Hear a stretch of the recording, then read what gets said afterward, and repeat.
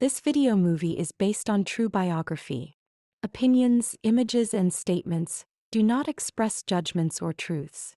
Images, works, texts, photos, music, apps, and software belong to the respective copyright or license owners.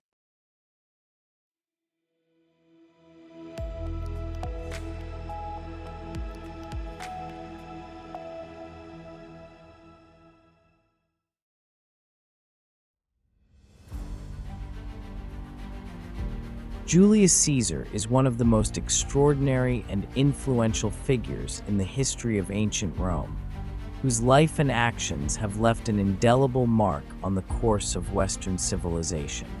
His political and military career brought about the inevitable end of the Roman Republic and paved the way for the birth of the Roman Empire under the reign of his successor, Octavian Augustus. His figure is emblematic for understanding the transition between Republican Rome and the Empire, a crucial period in the history of humanity. But who was Julius Caesar really? How did he conquer absolute power? And what are the legacies he left us? We will discover together the life of one of the most extraordinary men in history. Julius Caesar was born on the 12th of July in the year 100 before Christ in Rome, into a family of the gens Julia, one of the oldest patrician families in the city. Despite its illustrious name, its family was not one of the most powerful in Rome at the time of its birth, but it possessed a noble reputation. The gens Julia boasted of being a descendant of Julius, son of Aeneas, the legendary Trojan hero.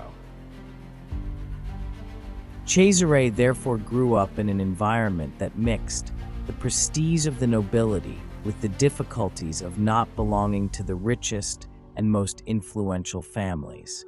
The young Caesar studied Greek and Latin, receiving an education that prepared him for a political career. He is an ambitious boy, but also pragmatic, aware that success depends as much on strategy and intelligence as on inheritance and power. His early life was marked by the financial difficulties of his family, which lost much of its wealth.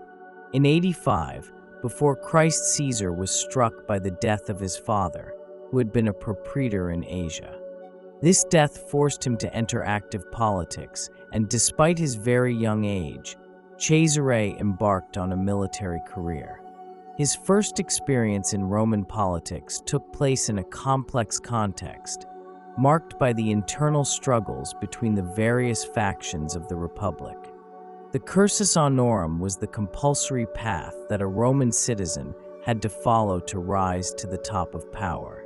Caesar began this journey with the office of quaestor in 69 before Christ in Spain, where he acquired a reputation as a skilled and ambitious young politician.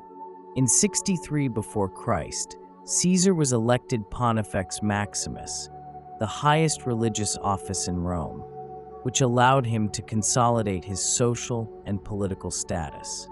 His election demonstrates his political cunning, managing to maneuver skillfully between the various political factions despite strong opposition.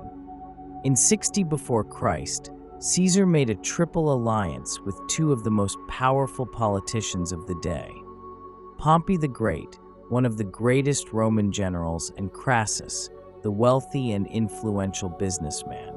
This agreement, known as the First Triumvirate, is one of the most significant episodes in his rise to power.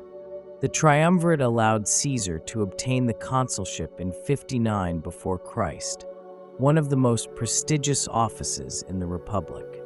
In 58 before Christ, after his consulship, Caesar was appointed governor of Cisalpine Gaul, Transalpine Gaul, and Illyricum.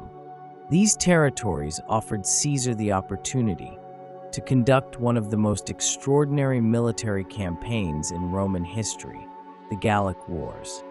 Celtic Europe was fragmented into several tribes, and Caesar, with extraordinary skill, managed to subjugate almost all of Gaul, a feat that ended in 51 before Christ. The Gallic Wars are a demonstration not only of his strategic and military capabilities, but also of his ability to create political alliances with conquered peoples. The victory in Gaul allowed him to accumulate enormous wealth and gain incredible popularity among his soldiers and the Roman people. Caesar becomes the true master of Gaul, and his fame grows enormously, but he also arouses envy and fear among his political rivals, such as Pompey and the Roman Senate. During this campaign, Caesar wrote the Commentarii de Bello Gallico, a work that recounts his victories and was used to consolidate his public image. His narrative is manipulated to present himself as the savior of the Republic and as the protector of Rome's interests. In 53 before Christ, Crassus dies in battle against the Parthians, and the fragile alliance between Caesar and Pompey begins to crumble. Pompey, initially an ally of Caesar, allied himself with the Senate, seeing in Caesar a threat to the stability of the Republic. Tension between the two grew, and in 49 before Christ, the Senate ordered Caesar to withdraw from his provinces and not take his legions with him. Caesar, however, refuses the order and crosses the Rubicon, the river that marked the border between his province and Italy. With the famous cry "Alia iacta est," the die is cast, Caesar declares war on the Senate and Pompey, unleashing a civil war that will mark the end of the Roman Republic. The civil war is rapid and effective. Pompey, who initially had control of most of the Roman forces, was defeated by Caesar at the Battle of Pharsalus in 48 before Christ. After the victory, Caesar followed Pompey to Egypt, where his rival met his death. Egypt then becomes one of the crucial points of his rise, as Caesar allies himself with Queen Cleopatra, having a son Caesarius with her. After winning the civil war, Caesar assumes ever more absolute power. In 44 before Christ, the Senate appointed him perpetual dictator, a title that gave him absolute powers and caused great upheaval among the senators. Caesar, now the undisputed leader, reforms the Republic in a system that is increasingly close to the figure of the emperor. It introduced reforms in various areas, such as administrative organization and the calendar, which would become known as the Julian calendar. However, his growing power fuels fears that Caesar is trying to establish a monarchy. This provokes a series of plots against him. On the 15th of March of the year 44 before Christ, Caesar was assassinated in a conspiracy organized by some senators, including Brutus and Cassius, who hoped to restore the Republic. Even after his death, Caesar's legacy remains immense. His death marks the definitive end of the Roman Republic and the beginning of a new era, that of the Roman Empire. His designated successor, Octavian, who would become Augustus, managed to consolidate power and transform Rome into a stable and lasting empire. Caesar is remembered as a great reformer and a man of extraordinary political and military ability. His figure is often divided between the dictator who destroyed the Republic and the savior who led Rome to a new dimension of power. However, his impact on history is undeniable, and his name will forever remain linked to the transformation of Rome from a republic to an empire. If Julius Caesar were alive today, his reaction would probably be a mixture of wonder, curiosity, and reflection. Here is what he could say, imagining his own response to modern questions based on his worldview and his historical experience. In a world that has now moved beyond the concept of a physical empire and faces new challenges related to technology, geopolitics, and information, Caesar could see his strategy and approach to power as precursors of modern dynamics. His words could be a reflection on the immutability of politics, but also a warning about the fragility of institutions and systems of government both in antiquity and in the contemporary world. Now Caesar might say this: "Hail, people of the 21st century.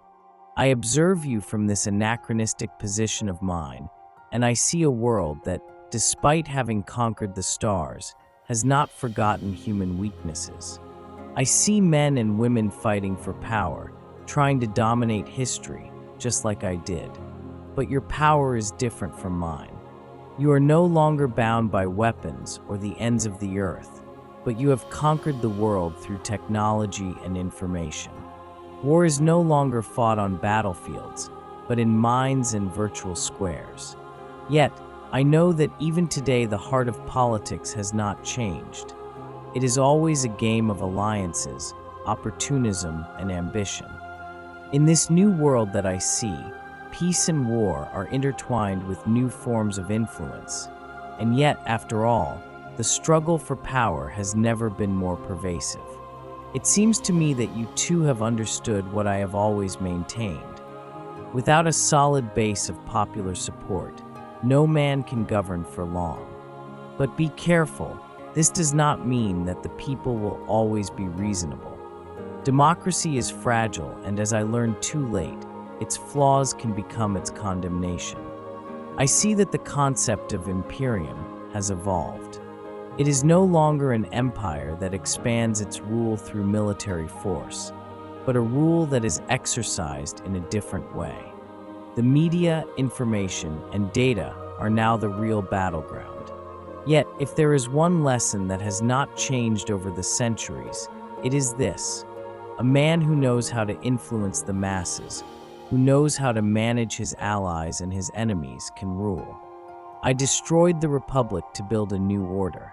But today, if there were a new republic to be founded, perhaps my approach would be different, more oriented towards maintaining the appearance of a democracy while governing in the shadows. One thing surprises me, though. How come in this advanced world you have not been able to free people from the real yokes? I still see that people are fighting against inequality, injustice, internal wars. I am curious to understand if you really managed to overcome the difficulties that I and my contemporaries faced, or if all you did was just put a modern mask on the same old miseries. Despite everything, I look with respect at your ability to resist, to withstand challenges that I could never have imagined in my time. However, I always remember that every civilization, every power, is destined to fall. And when that time comes, who will be able to pick up the baton? I, Caesar, have never backed down from the battle, neither in the name of glory, nor to consolidate my destiny. Yet I know that a wise mind knows when to retreat, knows when it is time to make room for the future.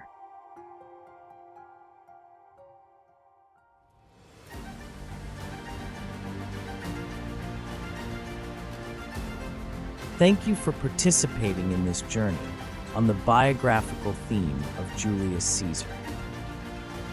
We are waiting for you for a next immersion of life. See you in the next episode. If you liked it, please like me. Subscribe to the channel